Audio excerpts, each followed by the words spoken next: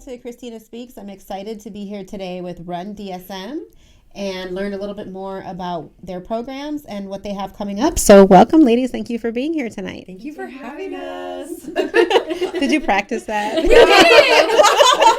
We can sing, right? Is the album coming out soon? Is Yes, that? definitely. It's an R&B special. Exactly. Jaleisha's definitely our lead 90s singer. Influenced, yeah. Awesome. Well, welcome to Christina Speaks, and I'm so glad that you're here because I personally have loved your work, but I don't know that much about everything that goes into it, so I'm going to be as much a spectator as anybody else who's tuning in. So why don't you just maybe introduce yourselves and tell me your role within the organization? You want to go first? Okay, hi, I'm Jaleisha, and I'm a Capricorn, and I am the Run Dsm site Coordinator, yes. Yes, the Run Dsm site coordinator, and I just assumed that position, which is why I barely know the name. How long have you been doing that position? I'm Leah Waftel. I'm a Sagittarius, and I started it. You have to finish it. Right. I'm the Movement 515 coordinator, and I oversee the Half Pints and Midpoint Poetry programming. Awesome. And I'm Emily Lang. I co-created Run DSM almost 9 years ago with my partner, Christopher Rollins. I just assist in overseeing all of the programs and also co-teach the Urban Leadership Program at Central Campus, which is our in-school class that's open to high school students in Des Moines Public Schools. Awesome. Well, thank you all. Now, you between the three of you, you mentioned quite a few programs. So maybe let's break it down a little bit and tell us exactly what makes up Run DSM. From, like, you mentioned Little Pints, I'm guessing those are like elementary and then through high school. Yeah, so I can talk about our in-school program. Yeah. So Urban Leadership is a 2-year program that's offered at Central Campus. Anyone grades 9 through 12 can request the class, and it really focuses on the intersection between art and activism. We have 4 major units in our first year where we sit around and have conversations, kind of like this, but just in a classroom setting, where we focus on immigrant rights, Black Lives Matter, women's rights, and LGBTQ plus rights. And then our students actually produce a large-scale teen summit, which is coming up February 7th and 8th. We really figure out how to create dialogue around what's happening in the United States, particularly right now. As you can imagine, we started Urban Leadership 7 years ago, and Leah was a senior in high school. So the conversations about immigrant rights 7 years ago and the conversation about immigrant rights right now, obviously, like, our kids are, it's changing and it's evolving, and we see so many more kids coming in with the lived experience of what it means to either be an immigrant, be a child of an immigrant. That's just really one example. And then 20 students from Urban Leadership 101 take Urban Leadership 102, which Jaleisha actually was a part of both of those programs as well when she was in high school.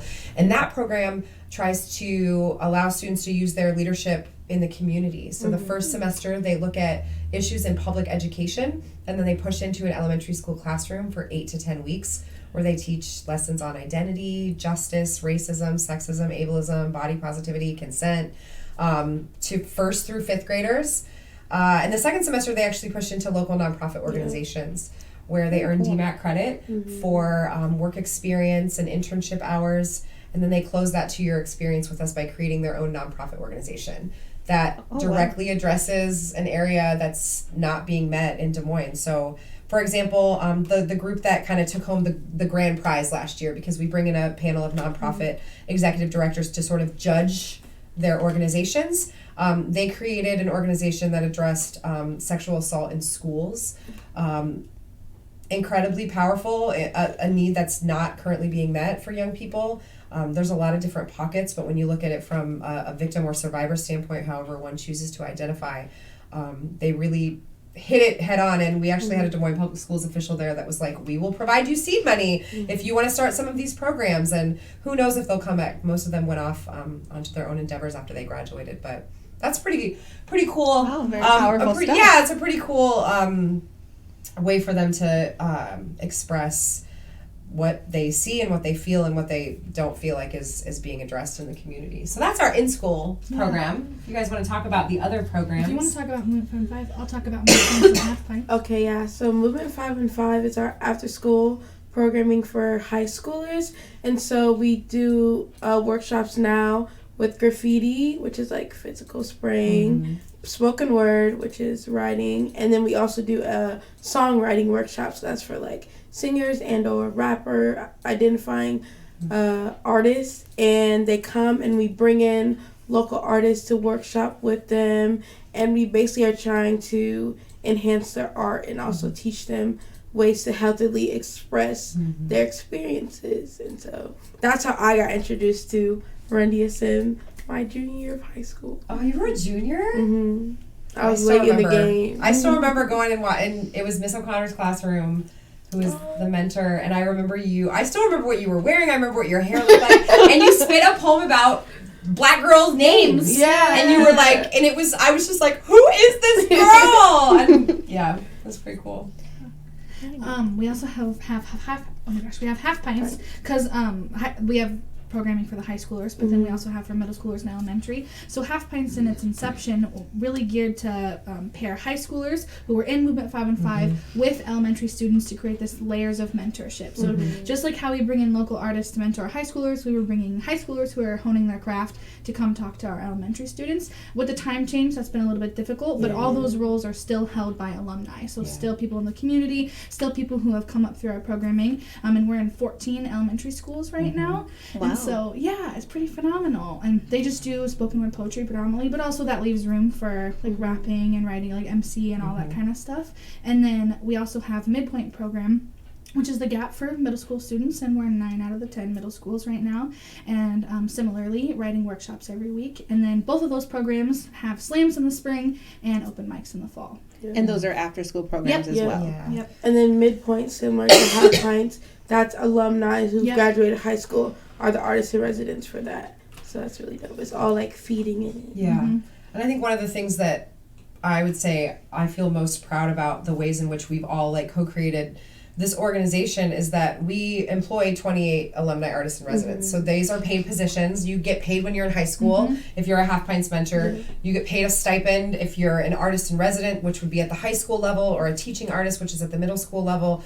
And I think, based on the experience of 2 alumni, a lot of times you leave high school and you lose a really tight-knit community. Like if you've been a part of a tight-knit community, and that's something that particularly the 2 of them have kind of thrown themselves into, is like, how do we create spaces for alumni so that they have continued mentorship from, teachers and leadership within Run DSM, but also to, fill their pocketbook by mentoring the next generation, so that, they can get paid for their art, they can get paid for teaching, they can get paid for mentorship, and to really just sort of like distribute that power the way that it should be, because that's another thing that we really try to do, is diminish hierarchies of power and having people who reflect them, like not even just having artists of color in the space with them, but also that they went to Macombs and now they're at Macombs right now. Then also it's just really cool because like often like when you enter the adult world, the things you do are draining, whether you're pursuing higher education or finding like a full-time job. So like being able to pay to do something you're passionate about and something that like refills you is a really cool opportunity. So are these full-time positions where they don't have to like work other jobs, or how? Well, I guess these are high school students, right? Gotcha. So some high school. Some of them are high school, some of them are graduated. So none of them are full-time positions. Stipend Stipend. Gotcha. But it depends on how many schools you do. Yeah. Because like before I moved into this position, I was at Three. Schools? Yeah, I was at 3 schools. So I did a district workshops for high school and then 2 middle schools, and like that was. It sounds like a full-time job. It was like I could if I was living in the world where that was my only source of income, I could make it work. So it really depends like how much free time you have and like how many schools you can pick up. Because a lot of them might be pursuing higher ed, so this like fits in their life in a certain way, or some of them do stack, and then it does become a bigger part of their ability to pay their bills and stuff. And I think because of our schedules, like, high schools meet Tuesdays and Wednesdays, and middle schools usually meet Monday, Tuesday, Wednesday, or Thursday, and Half Pints meets Monday and Friday. Like, knowing that, they can build their college schedules around it because they want to stay involved. And it's not, I mean, I feel like it's kind of twofold. It's like you still get to be a part of this community and contribute to what this organization gets to be, because it's a movement. Like it's meant to change and evolve and reflect the kids that we're all serving, and we continue to serve kids in different ways. But also, it's you should be compensated for what you are contributing in a public school system in a ways in which I don't think that has traditionally been prioritized. Right. So yeah, no, that's definitely unique. I mean, a lot of times organizations, and you've probably seen this when you worked with or partnered with nonprofit, if they see high school, they assume that you're going to do it volunteer, that your talent is not, going to be, that you're looking for this experience for whatever reason, and that there's value in just doing it for free. So I'm glad that you are. Now, with all these students getting paid, do you have like a kind of a life skills component for them? Like, this is how you budget and manage money so that they can make wise choices with that money, or? we don't currently have anything that I would say is built in. I mean, I think that is involved in the one-on-one mentorship, because even though I don't think we have specific mentors assigned to people, I mean, I've been a part of Leah and Jaleisha's life forever, and I think that's just sort of, we employ people in the schools, teachers, or even just community members. I mean, we have a community member that Words Taylor, who pushes into the East High community, and I mean, Words has kids at his dinner table all the time. Like it's I think the people that we try to bring in to the organization to surround our young people, that's an inherent thing that they are doing. I mean, I was just talking to a student the other day, and she was like, I really need to get my budget ready for when. I'm like, okay, sis, like, let's sit down and do it. Yeah. And I think that that's kind of the familial aspect of what we do, is that we don't see it as just like, this is your kid, or this is your kid, or, you have a mom, like, that's super involved, so you don't need help. Like, we're all here to, and it kind of just happens organically. And I would say, like, mentorship means a lot of different stuff for us. Like, it does mean that you send me your poem, but it also means that we sit down and talk about college classes. And if you want to transfer somewhere, we figure that out. Like, we help you apply to places that's as a job, or a college, or for a scholarship. Like, you're not getting paid enough at this job, let's help you navigate how to have those conversations in the workplace. Like, I think mentorship means a lot of different stuff for us. It really does. I think it's just like seeing kids, and I mean, recognizing, like, you have to have relationships with young people for this kind of work to be successful. And I think if you're paying attention to kids and you're seeing them, then you know what they need, or when something's off, and when to ask for what they need. And I mean, or they're comfortable enough to ask you for help. Absolutely. So you two are alum of the program. So what attracted you to the program and then made you want to stay?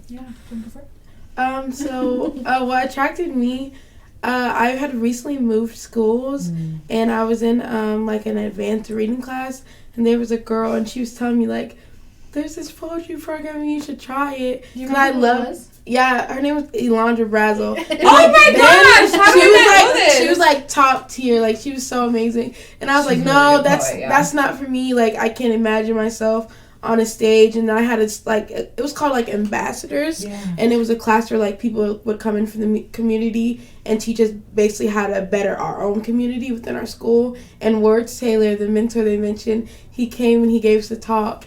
And, like, when he first walked in, he didn't even introduce himself. He just started spinning a poem. Yes. And it, like, changed my life. And I was like, I want to do this. I may suck, but I want to try. Like, magic was made. So I went to... And then I talked to, like, the teacher. Her name was Mrs. O'Connor. And, like, I had heard about her, and everyone was like, she's a crazy lady. She's so fun. So I approached her saying, like, how do I join? And she's like, oh, just come today. It was a Tuesday. She's like, just come in today and see how you like it. And I went to that Tuesday, and I never missed a workshop since. So it just felt right, and I really loved it. And I felt loved, and I felt warm, and so I just stayed. I feel like you're selling yourself short, though. I mean, Jaleisha's probably like won more plane tickets to places all over the world just because of her poetry. Yeah, every single time I've been on a plane in my life has been because of poetry. Really? And was one of the like top 5 people picked to be a part of this crazy big super school life. Yes. Won like a scholarship and all kinds of things. I mean, that's just like one of the many things. So you are not exaggerating at all when you said it changed your life. Yeah. Poetry definitely changed your life. That's awesome to know. So what are some of the places you've been to? So the first place I went was for Brave New Voices. I went to DC, And then my second one was in California. And then that summer, I got flown out there twice to California again. And then I've been to Houston. Where were you? Oh, Las Vegas. Yes. I was like, so many. Yes. Those are the 6 places that I've been as a direct result of poetry. Yeah. Very cool. Mm-hmm. Oh, I got involved. I went to North High School, and it was back when workshop was like being held in a little classroom at North High, and there was like a flyer on the wall, and it had the Brave New Voices logo. And I knew what Brave New Voices was because my dad showed me like spoken word poetry, and at that time nobody was talking about what spoken word was. Like I didn't have any friends who even knew what like the art form was. I know like it always has followings in bigger cities, but it didn't really exist in Des Moines yet. And I was like, oh my god! And when I first came in, there was like 10 of us maybe. And a lot of like Harding alumni because at the time Lang and Rollins were at Harding and I think I was 16 and then I think it was just the last part of my like sophomore year of high school I was involved, and then that year they were going to Brave New Voices, but they had just met me and they had their 6 kids lined up to take on this trip. One of them fell through because of some family stuff, and they like called me a few days before the trip and they were like, they took a chance. They were like, we just met you, but do you want to travel across the country with us? I remember being like, I think she had working at Dairy Zone, but I'm gonna call her. Yeah, and so I went to San Francisco with them, and wow, that was wild. Very similar to Jaleisha. Like that was like the start. Like I never stopped coming back. I came back my senior year, and that was when they pushed into Central Campus then and had urban leadership, and we were the first year there. You've been a bajillion places too. Yeah. Wow. Yeah. Wow, that's so cool. I also think they like Lee and Jaleisha and a number of other young people are just a testament to like what happens when you literally just like say, come in a room, like let's go in a room, let's write, let's build, and then they have taken this organization to like heights that no one would have ever believed, because I think that sometimes we can kind of glamorize the idea of like youth voice or like youth power. I mean, you were even talking about it like when you hear that high school kids are available, they're like, oh, well, they'll volunteer. And it's just like the exploitation of young people is real. Yeah. And the just, diminishing what kind of power they actually have or the ideas that they actually have. And that's something that we've always prioritized is being like, hey, we actually receive X amount of dollars from the United Way of Central Iowa. How do you want to spend this? Like, transparency is really important for all of us. And I think, both of them, we didn't have the Run Dsm Youth Board, I don't believe, when you were here. Not yet. But Jaleisha was a member of the Run Dsm Youth Board for 2 years? Yeah. Was it 2 years? Yeah, because we just started my junior year. Gosh.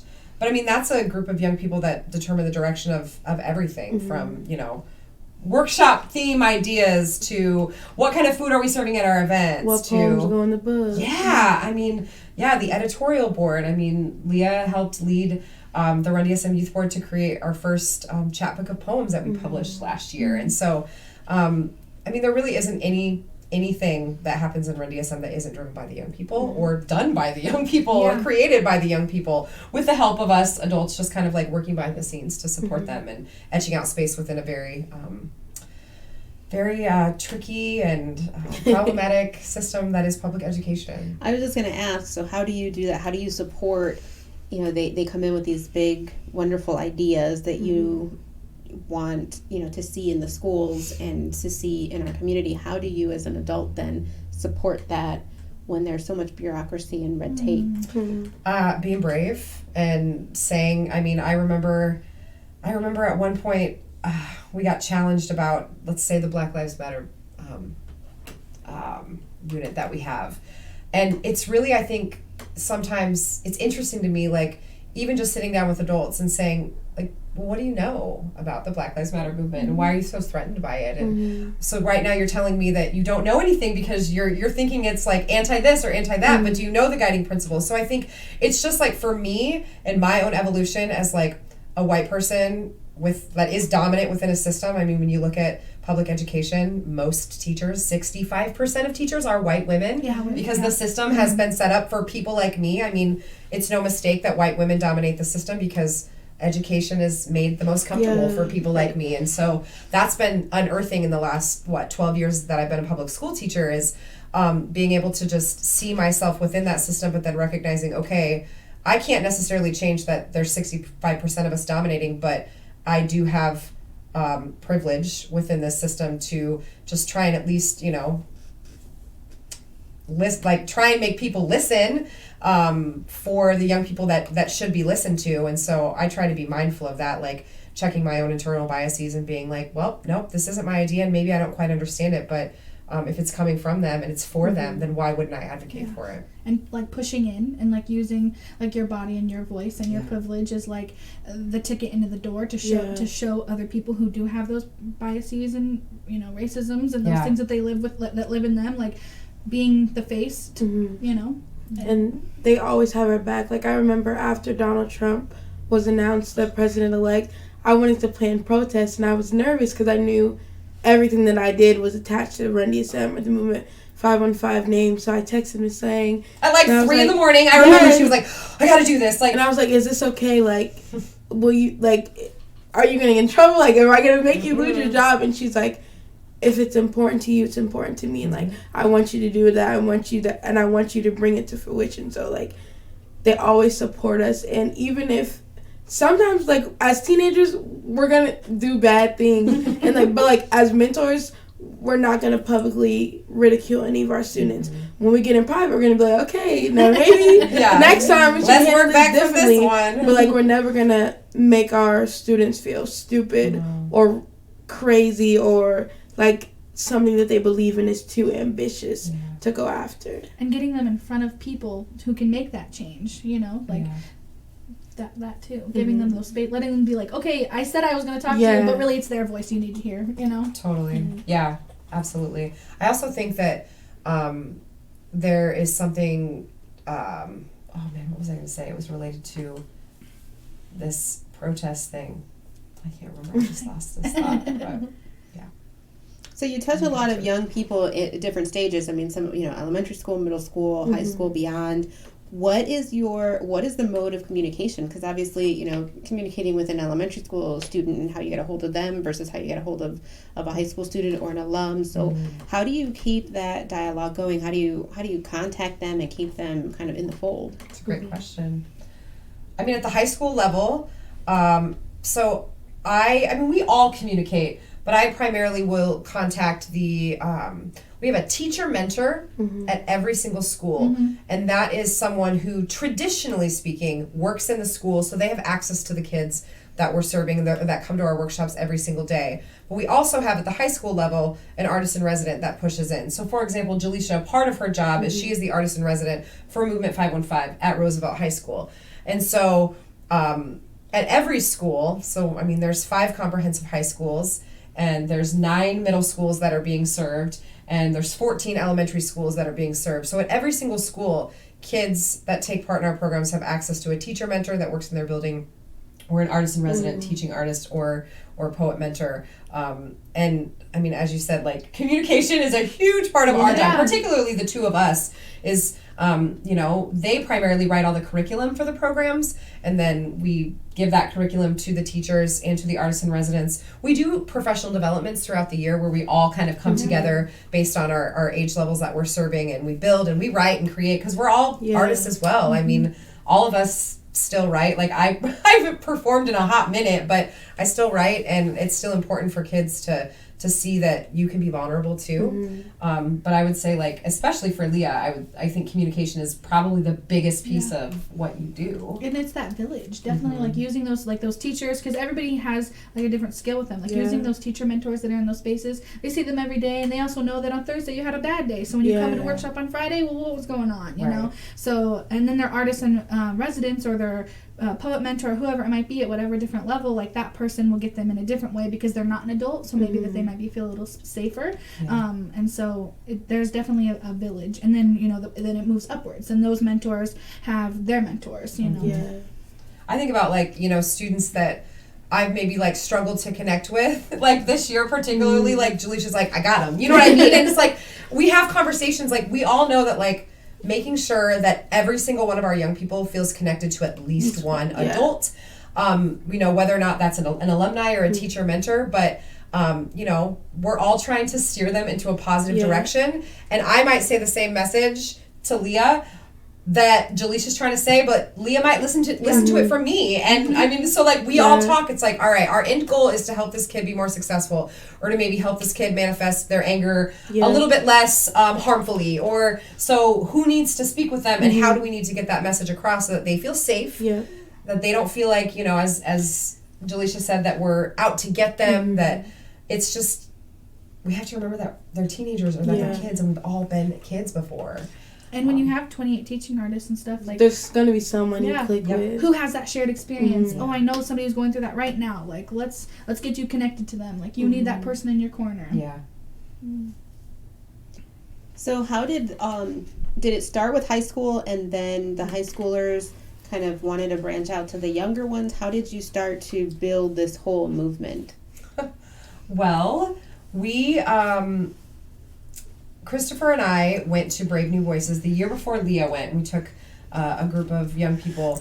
We were teaching at Harding Middle School, and just noticed there was a lot of literacy initiatives, very well intentioned, but that were just kind of, pushed at or to kids, and didn't really represent their culture, didn't really represent, the styles of literacy that they, were interested in. I mean, I had kids that, if you looked at their scores on a standardized test, were scoring, well below proficiency, but they could come into my classroom and recite an entire rap, and with complex, extended metaphor and slant rhyme, and with vocabulary, and I'm like, okay, kid's not illiterate, kid just needs a different way to express that literacy. So we went to Brave New Voices, had this incredibly life-changing experience about what it means to be an educator and to share space with young people and hold space for young people, and came back and decided we wanted to start Movement 515, which was a writing workshop.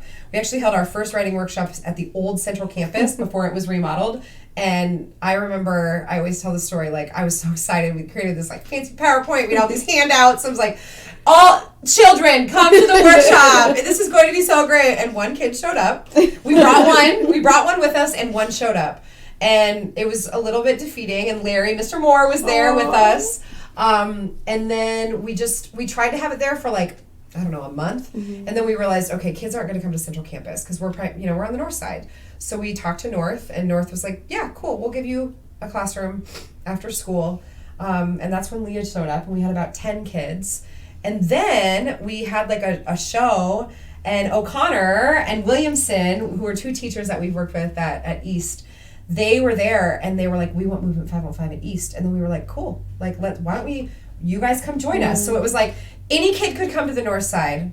And I don't even remember Thursdays. I think it was Thursdays. Any kid could come to the north side, but then O'Connor and Williamson would start bringing carfuls of kids over. We would sit in the library. We had to move to the library because we got too big for our little classroom. Then there was 60. Then there was 100. Yeah. And then it just from there, we were like, why don't we try to have workshops at every single high school? And we got mentors, and we got it built into the stipend structure in Des Moines Public Schools so that, a Movement 515 mentor got a stipend just the same way that the basketball coach did or the theater teacher did.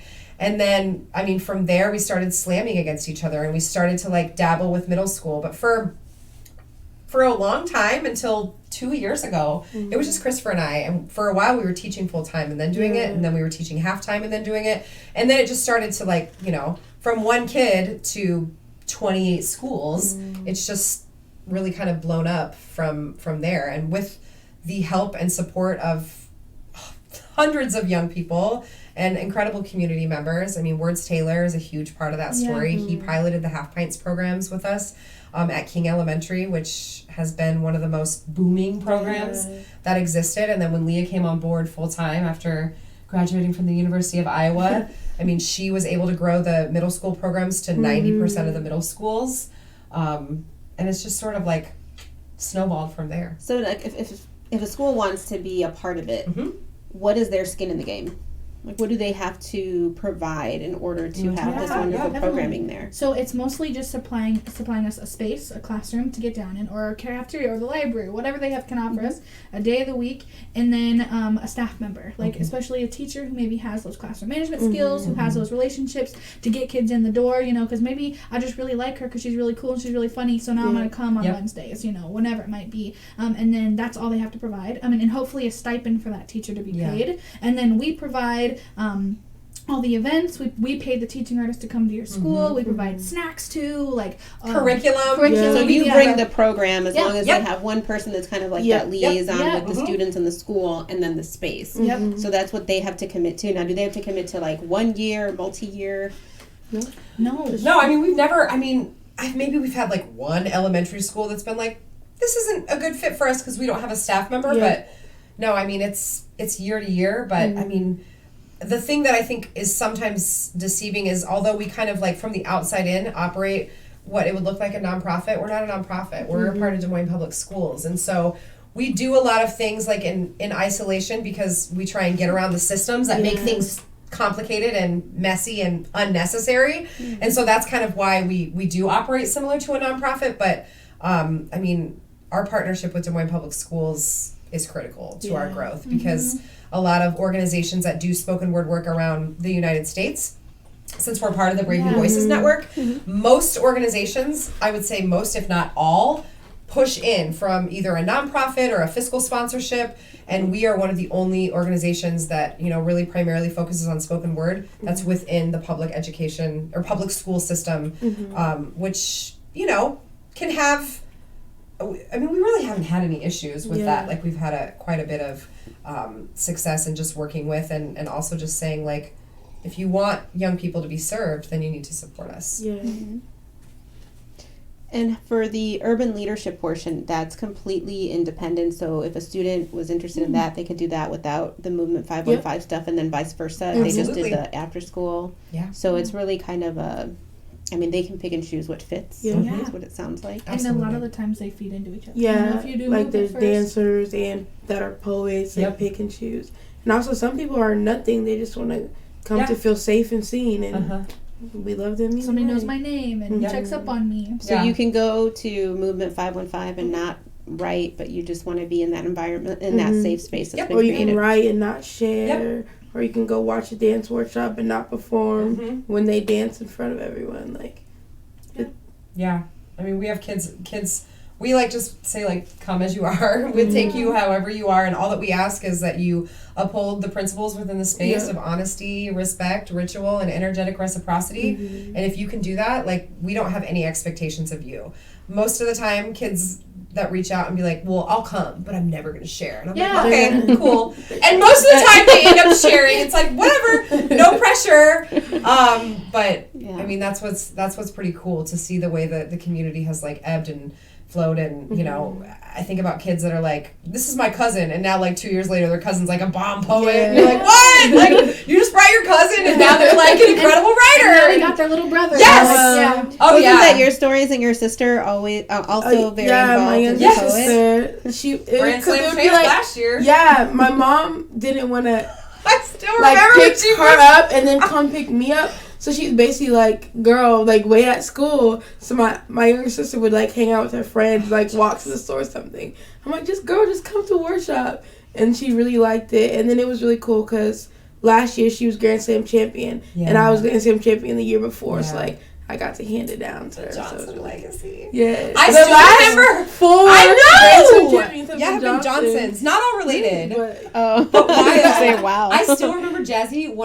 It had to have been one of the first workshops that she spit, and she had gray dreads. I swear, and she was like this little like rapper. she was so skinny. It was so. She had to have been in like ninth She was grade. a freshman, yeah. Gosh, and I just remember being like, who is this kid? And they're like, this is my little sister. And then now she's just, I don't know. Rollins said she sent a poem to him yesterday, and he's like, I don't even have feedback for her anymore. Yeah. She's so good. But it's just funny to see, like, just my little tag-along little sister is now Grand Slam That's like champion. how like Tiana and Keeks were. Yes.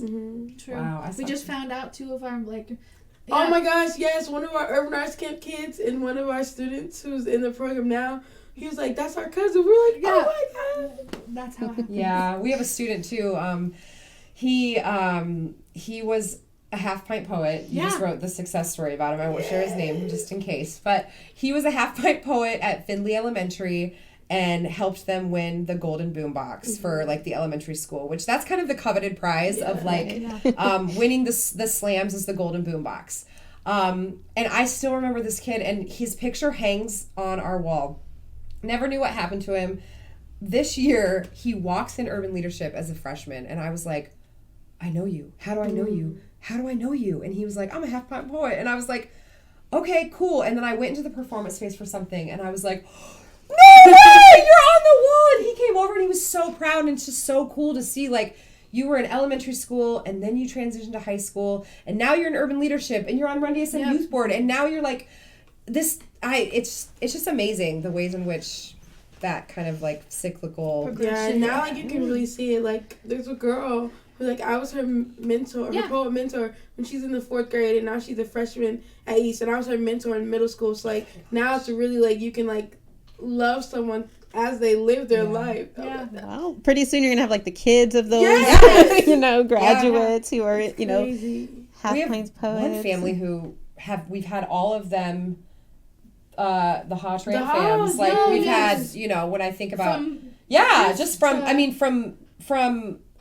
of them is a senior. Their cousin too? Wasn't Brianna like one of the first? Brianna people? was I took her to that first workshop, but we've got, Sarah, Kevin, Kenny, Sheena, Alina, and then the baby who did a poem last year at the Half Pint Slam, like Ohana means family. It's like the 6th kid in the family, but it's like that's just how we roll. Our families are like I go over to her house, her mom invites me over to have birthday cake. Yeah. Like that's what we do. Like we share, everyone's at each other's houses. It's just I don't know. Everybody's parents feeds everybody. Like it's just what we do. Like, you're creating family. You're creating that village that it takes to raise kids. We all rely on each other.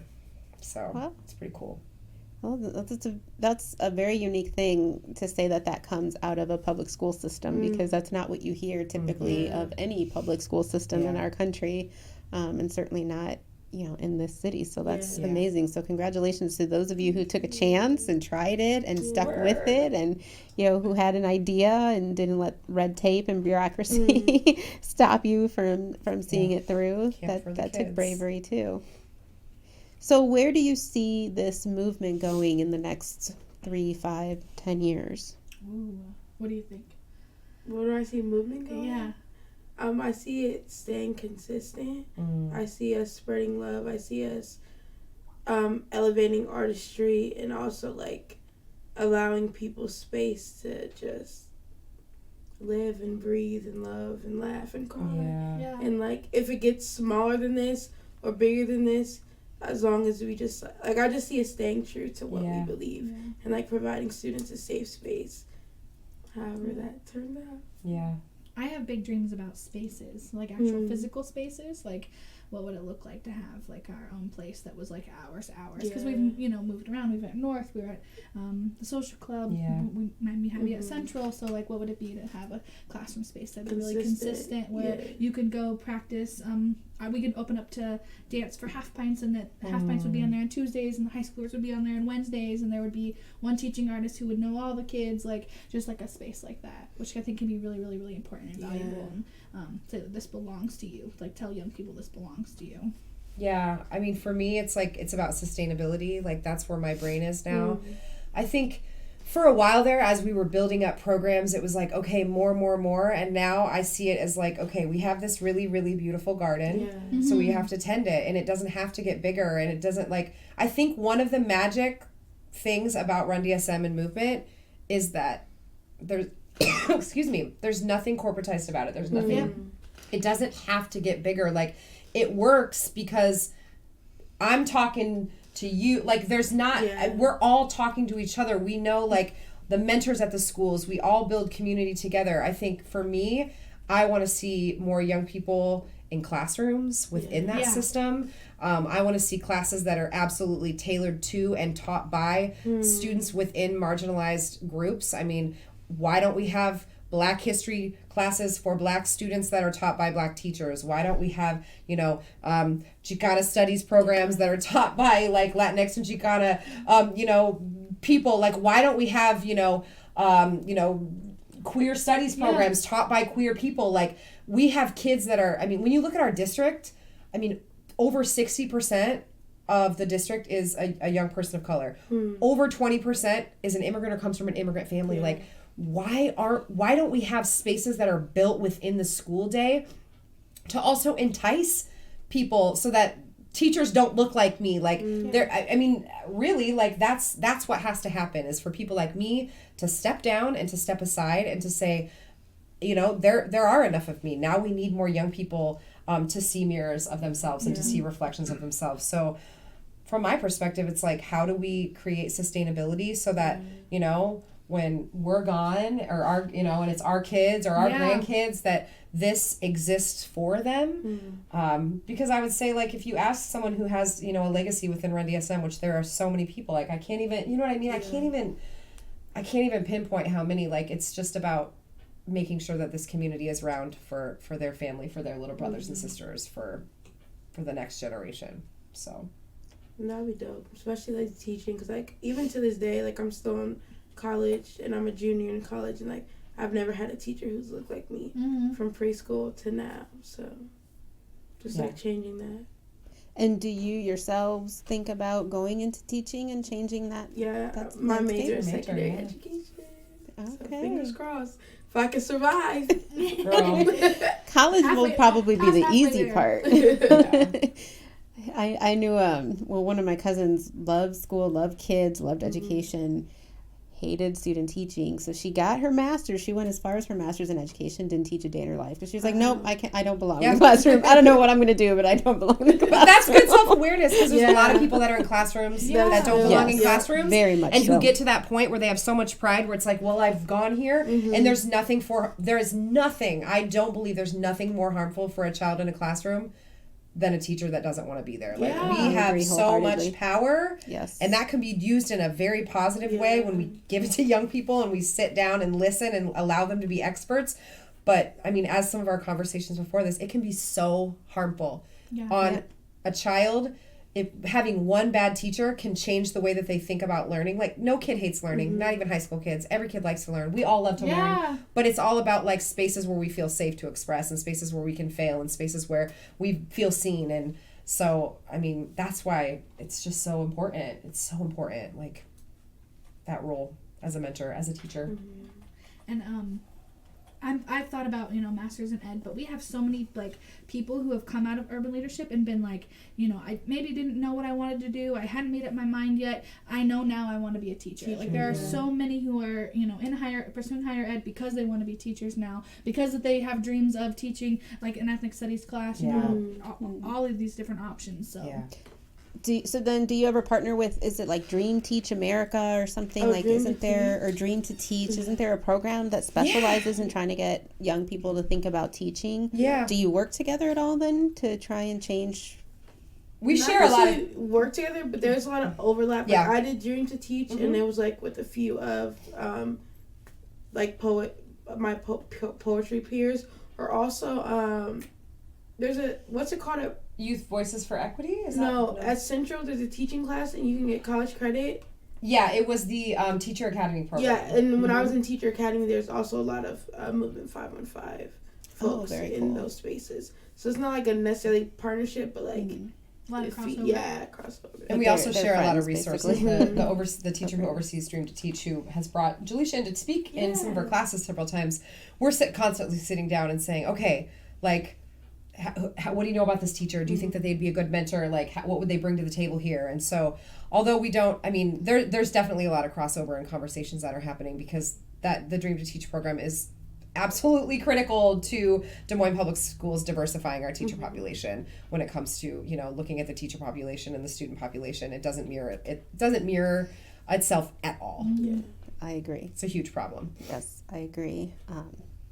So you mentioned a few times the Teen Summit, and so tell me a little bit more about that.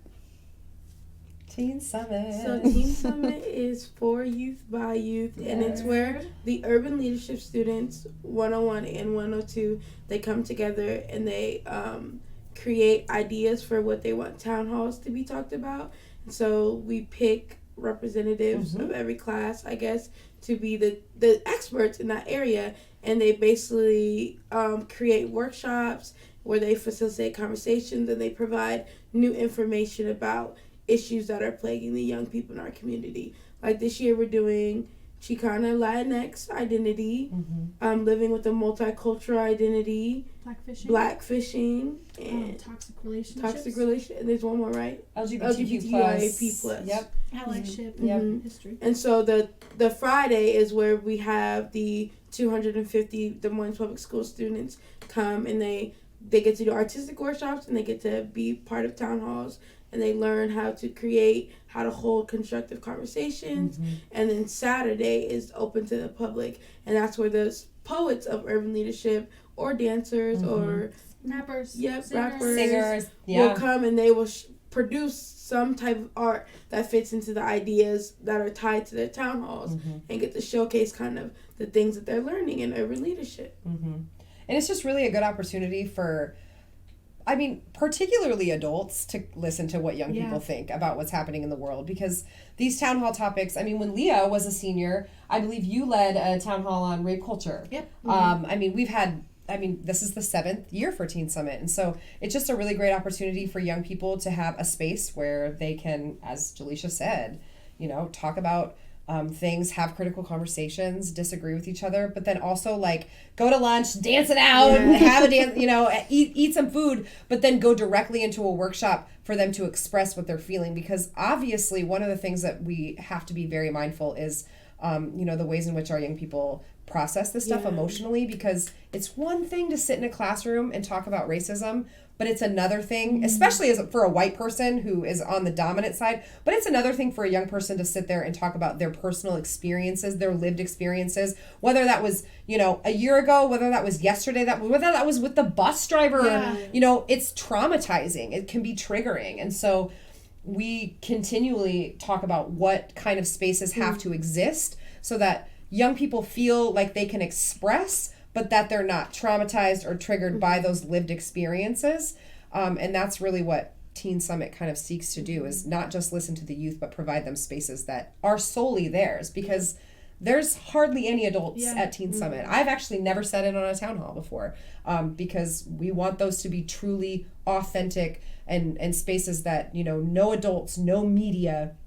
We had a media source that pulled out a big story a few years ago because we wouldn't let them in the town halls, and we were like, it's not about getting on the news. It's about this 1 hour belongs just to teenagers, and there will be adults outside the room in case anyone needs to process, but it's like, it's not a space.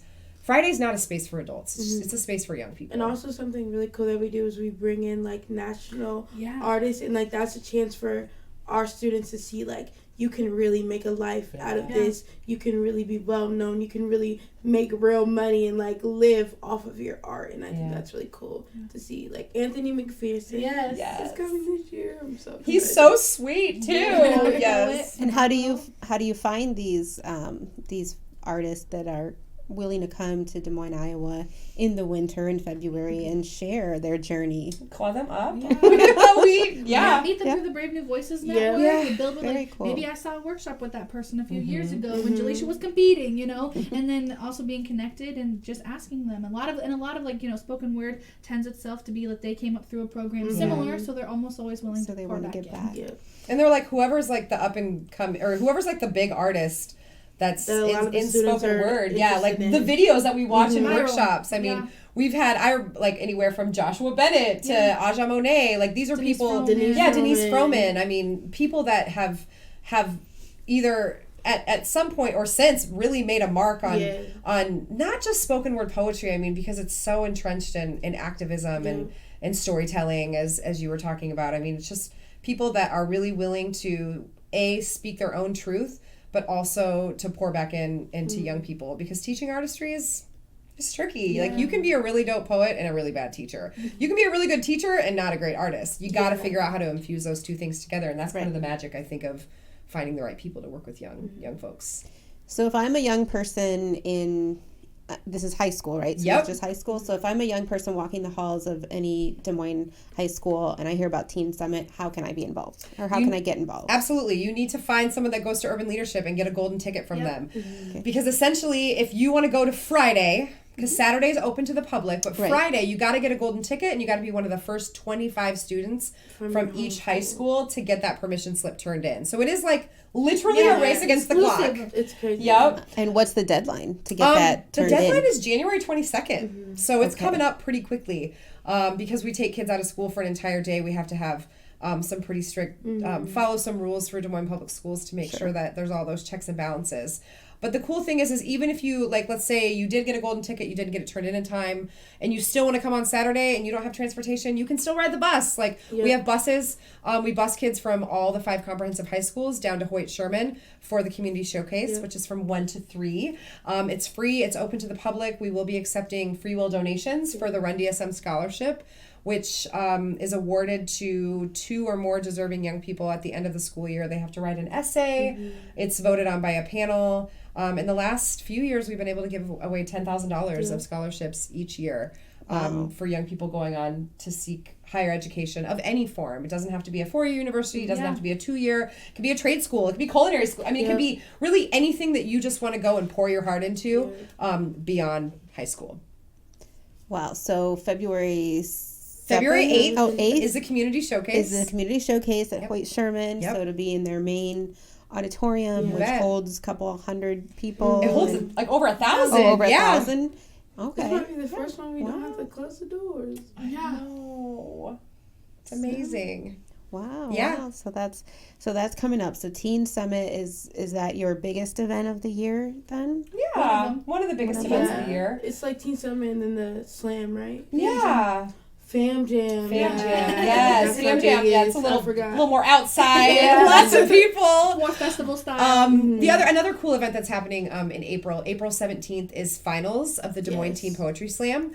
That's like hot show. It's so good because it's young people have to prepare 3 poems, and they compete in 3 rounds of poetry to determine the top 6 people that will represent Des Moines at Brave New Voices, which is the world's largest poetry festival for teenagers. Yeah, that both of them have been to handfuls of times. Numerous times. And then this year, you told me earlier, it's going to be in D.C. in 2020. Yeah. Election year.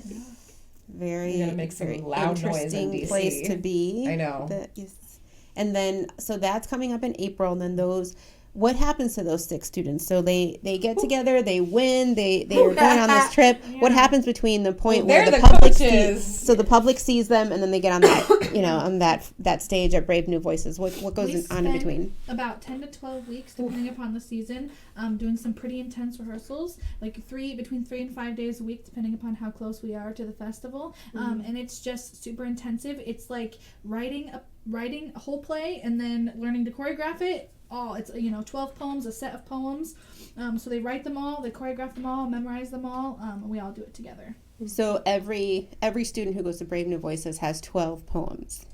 We do a set of 12, and they actually do like a lot of group pieces. Yep. So as a team you have 12. So this one might have these 2 girls, or this group might have all 4 of these folks, and we might have some individual pieces too, but we'll collectively have a set of like 12 poems.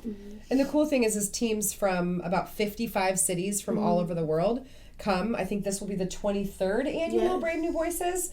Last year was the first completely alumni coach team. Myself, Rollins, Words have stepped back, and the 2 of them coached. And they coached this team that got 5th in the world. So that's pretty incredible. And I think if that's not testament that like young people that have since, become adults should be the ones that are in front of the next generation of young people, like I don't know what is. The fact that that's the best that a team had ever scored, coached by 2 alumni, and I know it's a grueling process. Oh yeah, it is a grueling process. Yeah, but they did that. So wow, some dedicated young people start, with you guys, and then those. So I commend you. Summer hating us. Yeah, and then they get to the festival and they're like, "Oh, this is so worth it. We understand why you need to do this." Yeah, we're like, this is what we've been trying to tell you. Yeah, on an international stage. Yeah, with crazy big name artists, activists, like rappers, MCs, poets from all over the world. They always surprise you with somebody, and so it's pretty worth it. It's a free trip for everyone involved. And that's something really unique to the Moines Public Schools. Like, a lot of the teams have to, like, fundraise and, like, take donations, but, like, the Moines Public Schools and our grant from United Way provides us. Yeah, we build that into the grant. So our students do not have to worry about that. Like, So there's they can teams just who, like, focus road on their trip. poetry. Yeah, and, like, so it's very intense, but, like, we are very blessed, privileged. Yes. Access should never be an issue. Young people should not be denied opportunities because of, I mean, those are adult actions. We should be able to fix those things. And I think that we have, like, we make, adjustments here and there with the budget and say, okay, well, we can't order the fanciest chicken or we can't get the fanciest pizza because we have to make sure that we have enough budget to take 6 people and 3 chaperones to Brave New Voices. But I mean, then you see what happens to a kid when they go to Brave New Voices and they come back. Yeah. Like, we see that in our community tenfold. Like, it transforms the community, and then it just continues to do that. And so it's an incredible investment, not just from, an artistic or an academic standpoint, but just from a personal standpoint, to be like, you worked really hard, you should get a free plane ticket to DC, you should get to go and do this and live this reality, you've put in, so we've got to give back. And it proves poems can be portals, your art can take you places. Love that. Wow. Well, I know I've learned a lot because I was always like, Run DSM, moving 5 urban leadership. What does it all mean? I've been to several shows I remember the first time I went to a little Pints show, and I took my niece and nephews, and my one nephew who's now an 8th grader was just like the whole time, and I kept telling him, you could do this, you could do this. So, to know that is there for elementary school, middle school, high school, that they can be part of this village is amazing. So I want to thank you for doing that for our community, because there's not enough of that for sure for our young people. Thank you for coming on this podcast and talking a little bit about all of the programs and Teen Summit and what you have coming up. And I wish you guys all the best of luck. Thank you, Christina, for having us. Yeah, thank you for tuning in.